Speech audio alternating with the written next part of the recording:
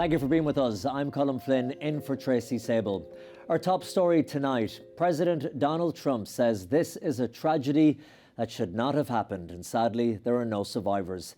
He described the deadly collision last night between an American Airlines jet and an Army helicopter. Over the Potomac River near Reagan National Airport in Washington, D.C., all 64 people on the jet feared dead, along with the 3 soldiers on board the helicopter. White House Correspondent Owen Jensen reports from near the disaster scene at the moment. Owen, what can you tell us? Colin, good evening to you. The horrific crash that began appearing on people's social media feeds last night prompted a large search and rescue operation here in the Potomac River behind me. Today, President Trump said the military, NTSB, and FAA are all investigating. In the icy cold Potomac River, authorities now switching from a rescue operation to a recovery operation. The water that we're operating in is about 8 feet deep. There is wind, there is pieces of ice out there, so it's just dangerous and hard to work in. Last night around 9 p.m. local time, an Army helicopter apparently flew into the path of an American Airlines passenger jet as it was landing in D.C. at the end of a flight from Wichita, Kansas. No immediate word on the cause. Officials said flight conditions were clear. 2 young figure skaters, 2 of their parents, and 2 highly regarded Russian figure skating coaches were among those killed. Another skater took an earlier flight. It's well known, Mom was always too nervous to watch him skate,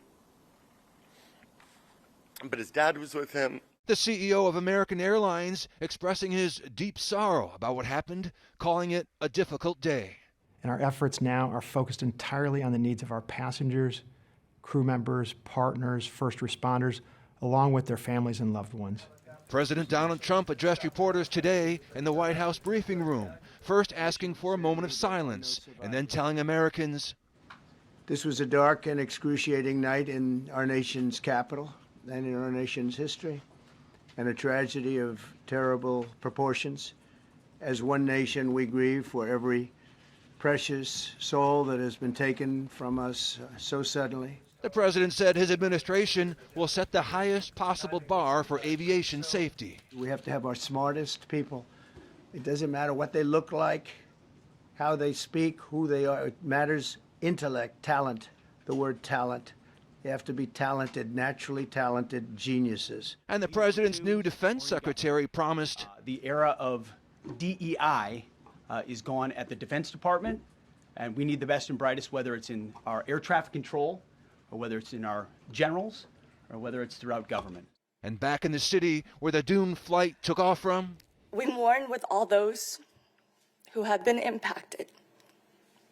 This is a terrible tragedy. Also tonight, Pope Francis sent a telegram to President Trump offering his deepest sympathies to the families and praying for everyone involved in the recovery efforts. Along the Potomac River near the crash site, Owen Jensen, EWTN News Nightly.